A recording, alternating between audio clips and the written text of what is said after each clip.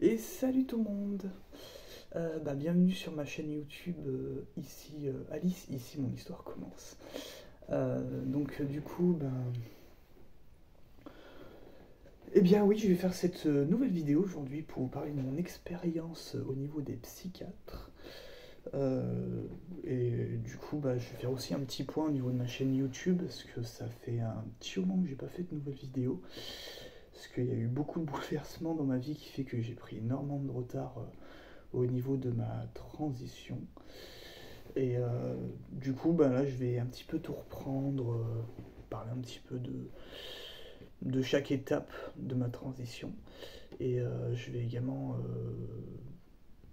Ouais, c'est ça, en fait, je vais vous expliquer dans chaque vidéo un petit peu l'évolution de mon parcours transgenre. Alors, moi, ça fait un petit moment déjà que j'ai fini la partie psychiatre, mais je vais quand même vous en parler. Voilà. Après, je tiens juste à faire un point sur le fait que cette chaîne YouTube, voilà, sera vraiment sans prise de tête, parce que là, franchement, je filme à l'arrache avec mon téléphone. J'ai pas du tout l'intention d'investir dans des super vidéos, super bien montées et tout. Non, franchement, je vais vraiment faire à l'arrache Wall Again Beast to Fly avec mon téléphone. On va pas se prendre la tête. Surtout que j'ai pas du tout les moyens financiers d'investir dans du matériel de caméra, étant donné que actuellement, niveau emploi, c'est la panade. Parce que toutes les transgenres MTF comme moi, et même FTM, savent que c'est la galère pour trouver du travail. Voilà, parce qu'en fait, si je peux faire un petit point, voilà, sur ma petite histoire, jusqu'à présent, je travaillais en grande distribution et j'ai joué un rôle en fait, ouais. En étant là-bas, je jouais un rôle et j'ai jamais vraiment osé dire que j'étais transgenre parce que je me disais, si ça se trouve, je vais me faire virer. Et puis, même si je me serais pas fait virer, la grande distribution, ça reste quand même un métier où tu as beaucoup de contacts avec de la clientèle, tu as beaucoup de contacts, tu as beaucoup d'autres employés. Je me suis dit, ça se trouve, les employés, même si le magasin il m'accepte, qu'ils me disent, ouais, c'est bon, on me garde et tout, je me dis, ça se trouve, les autres employés, ils vont pas m'accepter tel que je suis. Et puis, il y aura toujours la clientèle, parce qu'en fait, il faut savoir que moi, j'habite dans un département qui est complètement paumé, c'est la Nièvre, voilà, je vous le dis. On est en plein sur la diagonale du vide, donc département complètement paumé. Je travaille dans un village qui était complètement paumé. C'était un Intermarché Contact en fait où j'étais. Et à savoir que du fait que c'est paumé, c'est le genre de magasin où t'as les mêmes putains de clients qui reviennent tous les jours, les mêmes vieux, les mêmes machins. Donc forcément, ils commencent à te connaître, ils commencent un petit peu à te tutoyer, à te gratter l'amitié. Donc forcément, ils auraient repéré que j'étais transgenre parce qu'ils auraient vu qu'il y aurait eu un changement vu qu'ils me connaissent. Donc si ça se trouve, il y a certains clients qui étaient peut-être transphobes, j'en sais rien. Donc j'étais pas rassuré, donc je me suis dit, il vaut mieux quitter mon travail. J'ai quitté mon travail. Et là,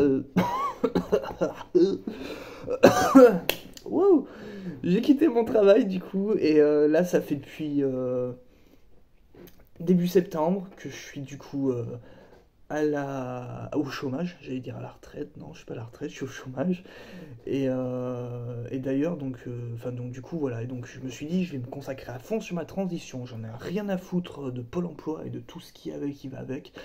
Maintenant, c'est ma transition, je prends soin de moi, j'ai envie d'aller jusqu'au bout. Voilà, et du coup, je vous raconterai tout mon parcours, parce que oui, il y aura des séances psychiatres, il y aura des séances... il y aura l'attestation, je vais vous en parler. Il y aura des séances endocrinologues. J'ai déjà trouvé mon endocrinologue. D'ailleurs, j'ai déjà mon rendez-vous qui est pris. Il y aura des séances d'épilation laser. Donc, rendez-vous qui est déjà pris aussi. D'ailleurs, c'est lundi. L'épilation laser, elle commence lundi. Je suis super contente parce que, c'est un truc sur lequel je fais vraiment beaucoup. C'est un truc sur lequel j'ai beaucoup de mal-être. C'est ma pilosité. Parce que à la caméra, ça se voit peut-être pas forcément, mais je vous jure que de près, on voit vachement mes poils au menton et ici.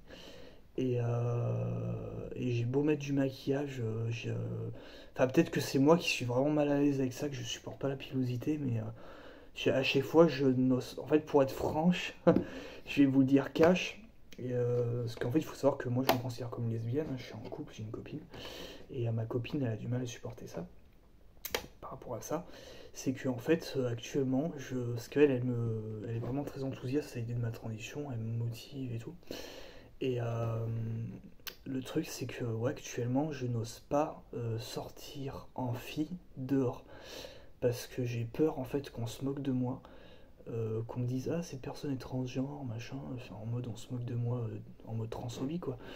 Et j'ai toujours peur qu'on se moque de moi parce que en fait je suis persuadé quand je me mets en fille qu'on voit trop mes poils de barbe et que forcément on va reconnaître que de base on m'a assigné garçon quand je suis né quoi.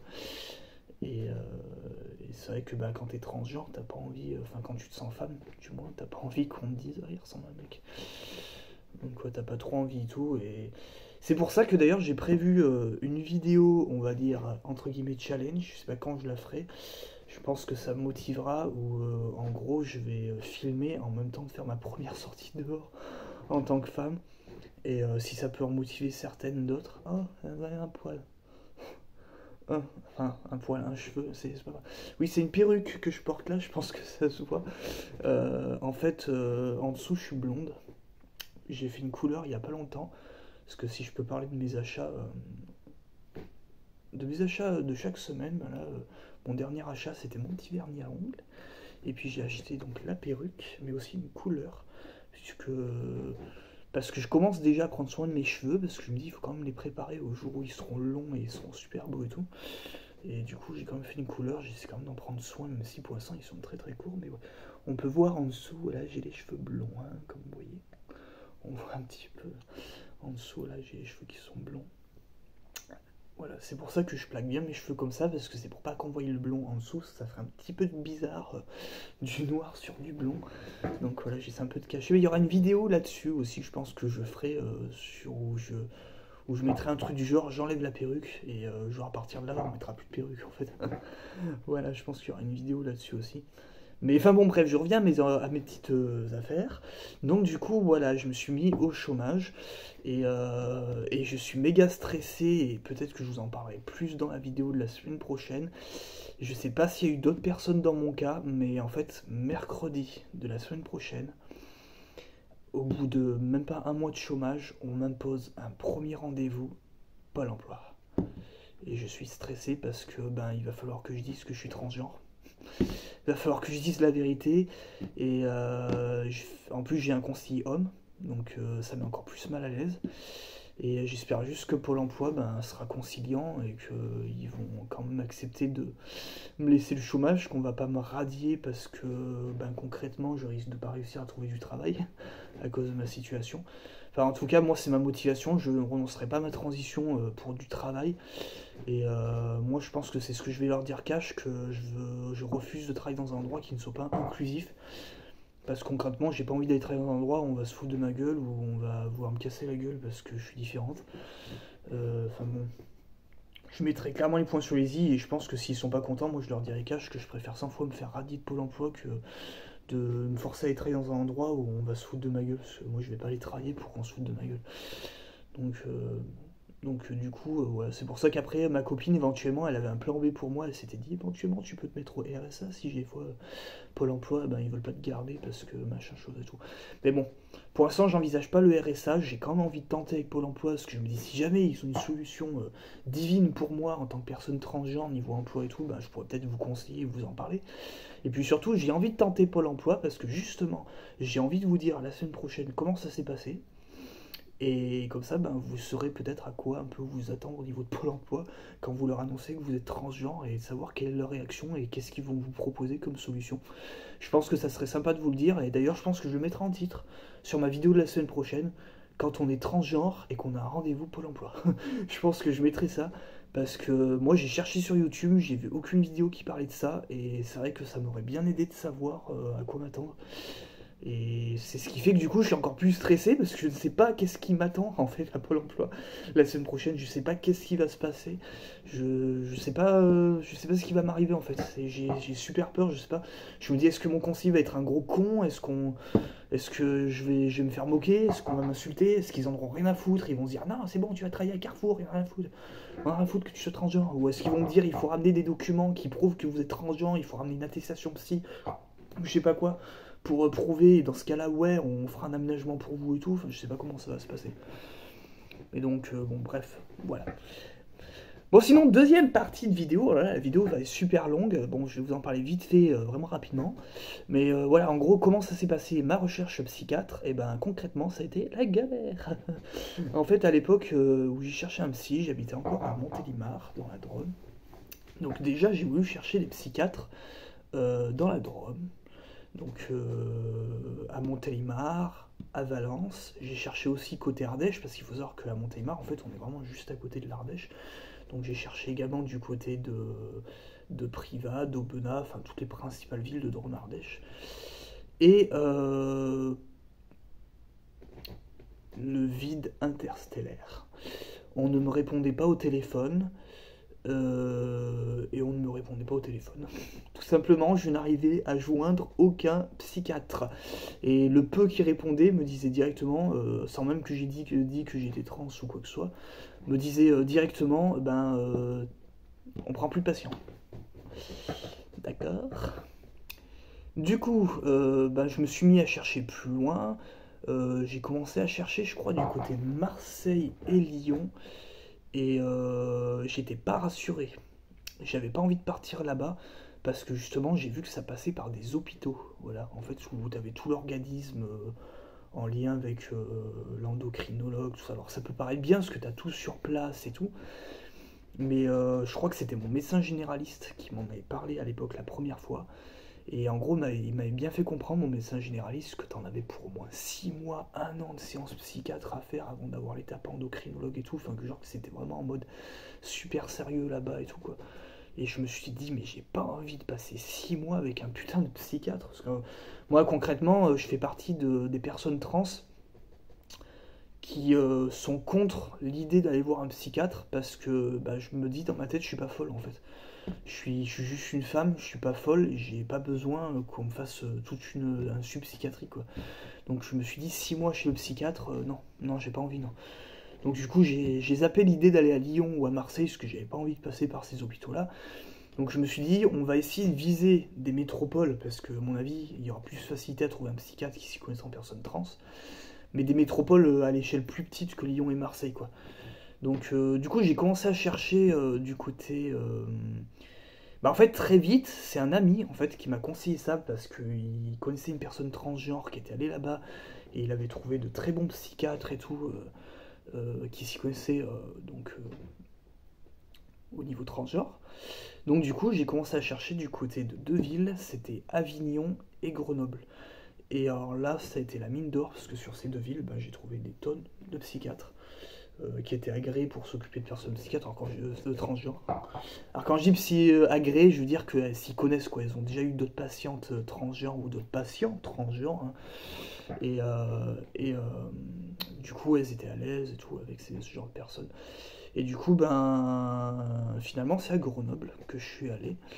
Et au final, depuis Montélimar, on y est assez rapidement à Grenoble. Il me fallait à peu près 2 heures de route. Alors je sais qu'il y en a qui vont dire waouh, c'est super long 2 heures. Après, il faut savoir que moi, je suis quelqu'un qui adore conduire. Et franchement, 2 heures de route, pour moi, c'est rien. Ça me dérange pas du tout de me taper 2 heures pour aller à Grenoble et tout. Et du coup, j'ai trouvé un psychiatre là-bas. Et je ne dirai pas le nom parce que je n'ai pas envie que tout le monde se rue sur ce psychiatre et qu'elle se retrouve surbookée et tout. Mais voilà, j'avais trouvé un psychiatre en fait à Grenoble et ma foi, ça se passait très très bien. Et j'y suis allé, première séance et tout. Direct, elle a compris que j'étais une femme. Et elle m'a même appris à démarcher, à marcher comme une femme et tout. Elle m'a toujours appelé par elle, Alice, parce que moi je me fais appeler Alice, forcément. Elle n'a jamais prononcé mon dead name. D'ailleurs, je me rappelle même pour dire, la première séance où j'y suis allé, je savais pas en fait, c'était nouveau en fait pour moi l'idée d'être transgenre et tout, parce que en fait, juste avant de commencer ma transition, d'aller voir un psychiatre, je ne connaissais même pas le terme transgenre, en fait, je l'avais découvert vraiment récemment, en fait. Je savais que je me sentais femme à l'intérieur de moi, mais je savais pas qu'il y avait d'autres personnes, en fait, comme moi. En fait, j'ai l'impression d'être seul sur Terre, et je connaissais même pas ce que c'était qu'être transgenre. Et c'est en faisant des recherches sur YouTube avec des mots-clés que j'ai fini par trouver.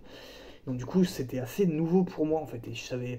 Et c'est vrai qu'au moment où j'étais allé voir un psychiatre, j'avais pas trop regardé de vidéos là-dessus. Donc je savais pas comment il fallait faire et tout, tu vois. Et dans ma tête, en fait, ça peut paraître con, mais dans ma tête, on allait voir un psychiatre, vu que c'est quand même un médecin, que c'est un truc officiel. C'est des diplômés de l'État, quoi. Ben, je me suis dit, bon, c'est peut-être mon côté un petit peu blonde, mais je me suis dit, j'ai pas le droit de me présenter face à ce médecin avec mon nom d'Alice, parce qu'officiellement, j'ai pas fait encore mon changement auprès de la mairie. Donc je me suis dit, ça se trouve, elle va noter Alice sur des papiers officiels et ça vaudra rien du tout, parce qu'officiellement, sur ma carte d'identité, ça apparaît pas encore Alice. Donc du coup, j'ai dit mon dead name, en fait, je me suis présenté sous mon dead name et tout, en disant, voilà, moi je me fais appeler Alice, mais mon dead name, c'est machin et tout. Et non, en fait, je crois que j'ai même pas dit Alice, j'ai dit mon dead name, c'est Virgile. Et en fait, là, ça m'a fait surkiffer, parce qu'en fait, bon, elle m'a pas engueulé, mais elle m'a limite engueulé, parce qu'elle m'a dit, écoutez, madame, vous êtes une femme, et je me doute bien que dead name n'est pas votre prénom. Je veux votre nom de femme, quoi, votre nom de la vie de tous les jours. Et du coup, dans ma tête, je me suis dit, ah, trop bien. Bah, moi, c'est Alice, trop contente. Enfin, elle m'a mis à l'aise direct et tout. Et enfin, en vrai, ouais, non, elle m'a mis super à l'aise et tout. Et, et voilà. Et en fait, donc après, ouais, elle m'a posé pas mal de questions sur mon enfance, mon passé, en fait, pour en gros comprendre d'où est parti. Enfin, à partir de quel moment je me suis rendu compte que j'étais femme et tout, comment j'ai découvert aussi le terme transgenre, enfin, comment s'est passé mon enfance, machin. Bon, après, j'en parlerai pas parce que c'est du secret médical et qu'il y a beaucoup de choses assez dramatiques et personnelles de mon enfance. Voilà, parce qu'on peut dire que j'ai pas eu une enfance très simple. Il y a eu beaucoup de drames dans mon enfance. En fait, j'ai limite pas eu d'enfance. Mais du coup, c'est pour ça que je reviendrai pas là-dessus, parce que c'est personnel. Mais oui, il y a des trucs vraiment très graves et moches qui me sont arrivés dans mon enfance, donc c'est pour ça que j'en parlerai pas. Moi d'ailleurs, je me rends compte qu'il y a un événement de mon enfance que j'ai pas du tout parlé ouais, à la psychiatre, mais ouais, je pense que c'est que j'en ai vraiment très très honte ouais, de ça. Mais enfin bon, bref. Peut-être qu'un jour j'en parlerai sur YouTube de tous ces noirs secrets de ma vie. Peut-être dans une FAQ, j'en sais rien, que je ferai un jour. Mais du coup, ouais, du coup, voilà, donc elle m'a posé pas mal de questions et en gros, après, elle m'a dit qu'elle me donnerait pas mon attestation dès la première séance, qu'elle ferait deux trois séances. Non, qu'elle ferait, je crois, 3 séances, je crois, avant de me la donner, l'attestation psy. Et que voilà. Et qu'elle me la donnerait pas tout de suite parce que, en gros, c'est ce qu'elle m'a dit, qu'elle le ferait pas tout de suite parce que, en gros, si ça remontait au niveau de la hiérarchie, qu'elle m'avait donné directement l'attestation psy, ça pourrait en gros la mettre en danger et elle risquerait de perdre en fait son poste, quoi, son travail. Qu'elle voudrait pas perdre son travail parce qu'elle a fait les trucs à la va-vite et tout, donc elle voulait vraiment faire sérieusement et tout, et donc faire quand même plusieurs séances avant de m'y donner et tout. Voilà. Et voilà. Après, je tiens juste à dire, donc voilà, pour conclure cette vidéo, l'attestation psy, je vous en parlerai plus tard. Parce que oui, j'ai déjà mon attestation psy, mais je vous en parlerai plus tard de comment, sur une autre vidéo, de comment je l'ai obtenue. Mais tout ça pour dire que, voilà, je ne donnerai pas le nom du psychiatre, mais tout ce que je peux dire, c'est que, voilà, quand vous cherchez un psychiatre, si vous n'arrivez pas à trouver, que ça répond pas au téléphone, si vous tombez sur un con aussi, il faut pas vous démoraliser, il faut continuer à chercher. Parce que il faut savoir que vous finirez par trouver. Ça n'existe pas. Enfin, il y aura forcément un psychiatre quelque part qui sera hyper ouvert d'esprit au niveau des personnes trans et qui vous mettra super à l'aise. Moi, j'ai vu des vidéos YouTube d'autres transgenres youtubeuses qui parlaient de leur expérience et qui avaient trouvé des psychiatres comme le mien, super ouverts d'esprit, avec qui ça se passait super bien, qui mettaient à l'aise, qui les traitaient comme des femmes et tout, et c'était genre du côté de Rennes, du côté de Paris, enfin, t'as d'autres endroits, du côté de Toulouse, tout ça, tu vas en trouver facilement, du côté de Lyon, de Marseille et tout, je crois qu'il y en a des très bons aussi, du côté de Clermont-Ferrand et tout, tu vas en trouver pas mal, mais en tout cas, tout ce que je peux vous dire, c'est que si vous voulez être sûr de trouver un bon psychiatre, enfin moi c'est mon conseil, prenez le temps de bien chercher, téléphonez, quand vous téléphonez, précisez à la femme de l'accueil que vous êtes trans, parce que je vous dis, moi ça m'est arrivé, hein. Si vous le dites au téléphone, des fois la secrétaire, direct, elle va vous rembarrer, elle va dire « Ah non mais nous on s'occupe pas de ça, non mais... » Je sais pas quoi, et ils vont vous le dire direct. Donc déjà, au moins, ça vous évite de perdre du temps, de vous déplacer pour rien. Donc, vous téléphonez, Le mieux, c'est téléphoner. Vous prenez pas rendez-vous en ligne pour un psychiatre, vous téléphonez et vous dites direct que vous êtes transgenre. Et déjà, vous pouvez avoir une première réaction. Déjà, ça vous donnera un premier indice de si c'est le bon ou pas. Et après, il faut bien regarder aussi les avis sur Internet, de ce que les gens disent et tout, parce qu'il y a des sites spécialisés au niveau des personnes transgenres, où ils vont vous donner des listes de psychiatres, et vous pouvez vraiment avoir des avis de personnes transgenres qui y sont allées, et qui vont pouvoir vous dire si le mec il est transphobe ou pas. Enfin, donc voilà, il faut bien chercher et tout. Après, mon dernier conseil, c'est que visez les grandes villes. Pour trouver un psychiatre qui soit ouvert d'esprit au niveau transgenre, tout ça, visez les grandes villes, voilà. Allez à Grenoble, à Avignon, à Toulouse, à Lyon, Marseille, Paris. Visez les grandes villes, parce que j'ai déjà essayé de trouver des psychiatres dans les petites villes moyennes, genre Montélimar, Bourg-en-Bresse, Orange, ce genre de villes. Alors, j'avais essayé à Montélimar, même à Valence, hein. Ils étaient tous surbookés, il n'y avait personne qui répondait.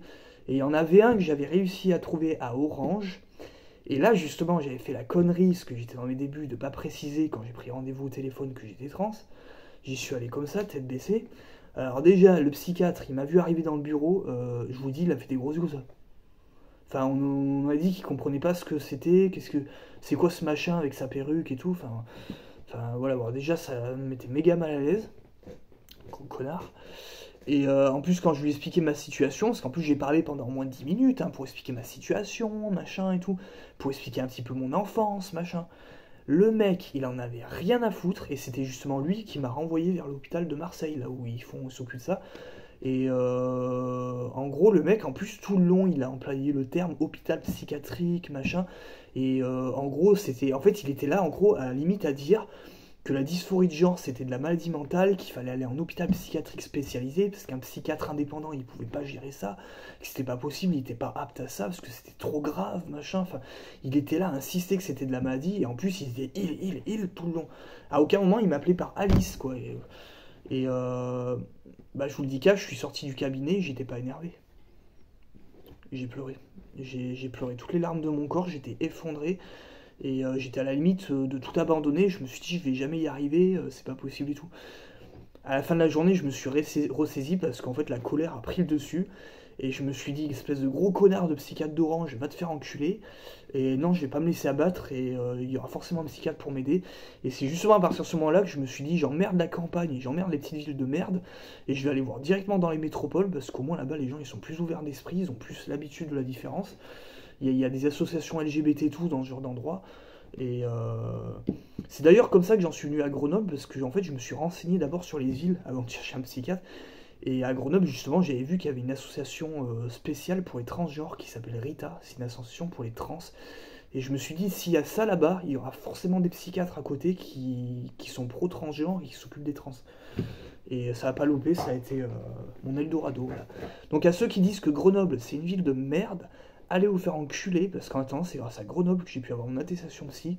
Et là-bas, il y a une super association trans qui s'appelle Rita. Et je vous conseille d'y aller. Après, je vous dis ils s'occupent que des personnes qui habitent en Isère, parce que justement, ils sont surbookés. Donc avant, ils s'occupaient de tout le monde. Moi, j'étais arrivé au bon moment. Heureusement, à l'heure actuelle, maintenant que je suis dans la Nièvre, je peux plus y aller, parce que vu qu'ils sont surbookés, ils s'occupent maintenant que des personnes qui sont en Isère même. Donc, du coup, voilà. Ce qui fait qu'actuellement, malheureusement, même la psy que j'avais là-bas à Grenoble, ça va être un peu compliqué pour retourner la voir maintenant que je suis dans la Nièvre. Si je voulais relancer des séances psy, je serais obligé de retrouver un nouveau psy, quoi. Je pourrais pas retourner là-bas, malheureusement. Peut-être sur Lyon ou sur Clermont-Ferrand par rapport à la Nièvre. Parce que nous, dans la Nièvre, concrètement, au niveau des personnes transgenres, il n'y a rien du tout, donc tu es obligé d'aller ailleurs. Donc en gros, soit tu vas à Paris, soit tu vas à Clermont, éventuellement tu as Lyon, Dijon, tu vas avoir peut-être Orléans qui est pas trop loin aussi, en termes de grande ville. Bon bref, je vous laisse là-dessus, c'était Alice, ici mon histoire commence. J'espère que cette vidéo vous aura aidé, ça a été très très long, je ferai peut-être des vidéos moins longues à l'avenir, j'ai trop la parlotte. Et puis la semaine prochaine, je vous parlerai du coup de comment ça s'est passé et comment j'ai obtenu mon attestation psychiatre. Voilà. Bon allez, bis tout le monde, à bientôt. Et je pense que chaque semaine, en plus de vous parler d'un sujet particulier, je vous dirai un petit peu les achats que j'ai fait chaque semaine. Voilà. comme là où je vous ai parlé de ma perruque, de mes petits vernis à ongles. Bon, on le voit pas trop, mais j'ai pris un nouveau rouge à lèvres aussi, couleur bordeaux. Et donc, voilà. Voilà, je vous parlais un petit peu de Jacques Girly. Et donc à la semaine prochaine. Choose tout le monde, choose les girls et choose les boys aussi, puisque bien sûr les transgenres FTM sont aussi les bienvenus sur cette chaîne YouTube, si ça peut aider aussi. Parce que moi ça m'arrive de regarder des vidéos de personnes FTM, on peut trouver aussi des conseils chez eux. Choose.